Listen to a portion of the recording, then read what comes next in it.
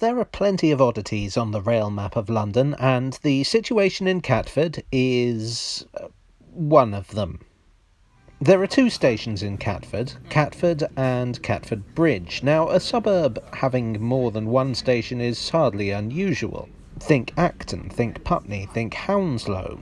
But what makes Catford different is that the stations are right next to each other. I mean, the distance between them is shorter than a station platform. There are stations that are bigger than Catford and Catford Bridge, and the distance between them combined. They're so close together that you can't even buy a ticket from one to the other. Now, once again, Jeff Marshall has already done a video on this subject and the screwy situation with the railways that serve Catford, and I'll link to it below, but I thought I'd go into how the situation got so screwy in the first place. In the 19th century, when the bulk of Britain's railway network was built, there wasn't much by way of government oversight. In 1830, the Liverpool and Manchester Railway, Britain's first intercity railway, was opened. And oh lord, how I look forward to the foaming comments about how I'm completely wrong and I don't know anything and the first intercity railway was actually the Low Mutteringen Fangles, and how dare I call myself a historian. Sorry, I went off script there. Where was I? Right. In the years following the successful Liverpool and Manchester railways were seen as a licence to print money, which, as we will see, they weren't. Nevertheless, this triggered a railway mania. The aim was not to create a coherent network to serve the population, but to make money. In many places the two overlapped and they got a coherent network. In others, well. Catford Bridge was built by the South Eastern Railway and opened in 1857 on the line into London Bridge. Catford is on the line from Blackfriars and was opened in 1892 by the London, Chatham and Dover Railway, and therein lies a tale. The South Eastern's primary aim was to get from London to Dover for the lucrative cross-channel traffic, but the line was not a great one. It took a long, meandering route to Dover and didn't serve major towns like Rochester, Faversham and Chatham.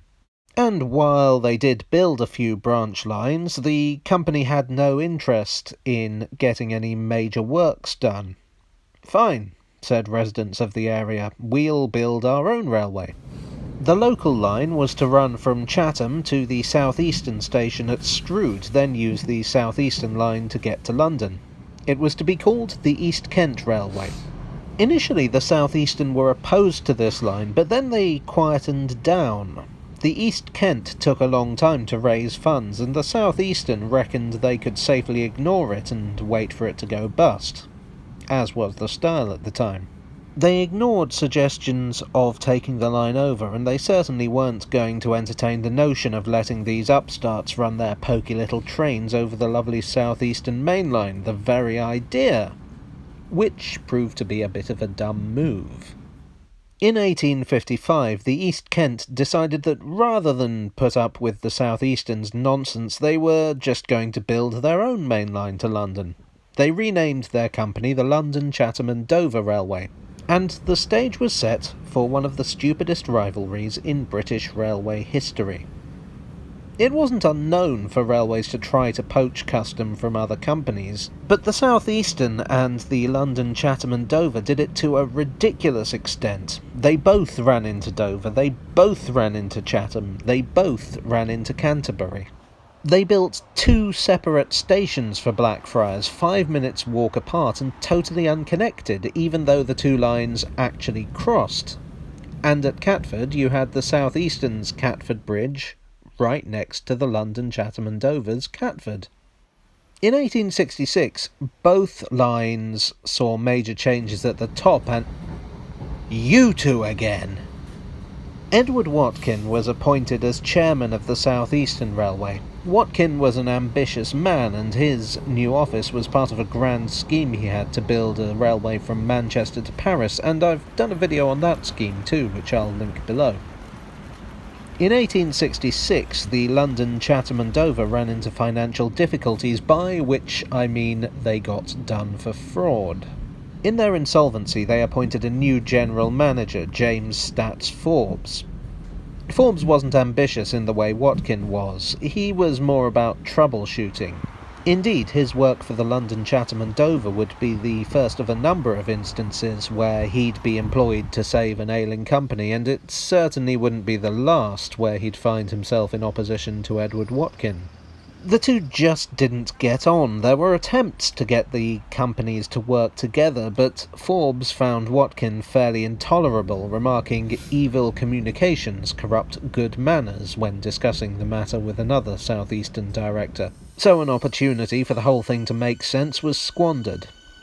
All this madness might have been forgivable if it didn't impact on services.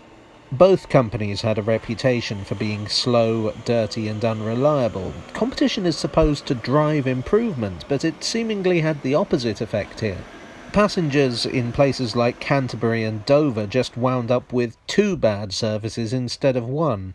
Opportunities to actually provide a useful service were squandered in favour of doing each other over. For instance, the South Eastern could have capitalised on London commuter traffic, but they didn't bother. As a great philosopher once said, when two tribes go to war, a point is all that you can score. All that invading each other's territory meant was that each line's revenue was cut in half. By the early 1890s, both lines were very poor. They decided to negotiate, Watkin having resigned from the South Eastern in 1894. And so they amalgamated into the South Eastern and Chatham Railway in 1899. Technically they were still separate companies, but to all intents and purposes they were now one railway. One railway with a lot of duplicate lines and stations. There was some rationalisation, but not in every case. So it was at Catford. So if it's ever seemed stupid to you that there are 2 stations right next to each other, you're right. It is indeed stupid. Sometimes these curiosities happen for solid reasons that just require a little understanding of railway operation and history, and sometimes they just happen because people don't always do smart things. Hi all, I hope you enjoyed this strange tale of competition and incompetence. Please do hit the like button and subscribe for more. It really helps the channel and makes me feel happy. Are you Team Watkin or Team Forbes? Let me know in the comments section. And I'll see you again very soon. Cheerio.